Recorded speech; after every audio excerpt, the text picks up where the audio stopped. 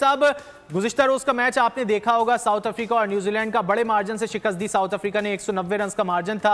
आप क्या समझते हैं, पाकिस्तान को किन चीजों पर फोकस करने की जरूरत है अगला मैच न्यूजीलैंड से पाकिस्तान का हफ्ते को?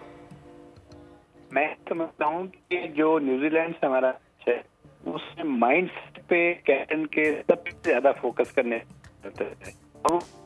होना चाहिए कि पॉजिटिव एंड एग्रेसिव, क्योंकि आप देखिए खुदा हम मैच को नहीं मतलब जीत सके फिर तो हम सेमीफाइनल इसको फाइनल समझ के खेले, सेमीफाइनल ना समझे, ऑल आउट जाएं और गन्स ब्लेजिंग जाएं, वो हरकत करें जो पिछले मैच में बांग्लादेश के साथ की और जिसमें 5 ओवर में टाइम किया, सिर्फ बनाए।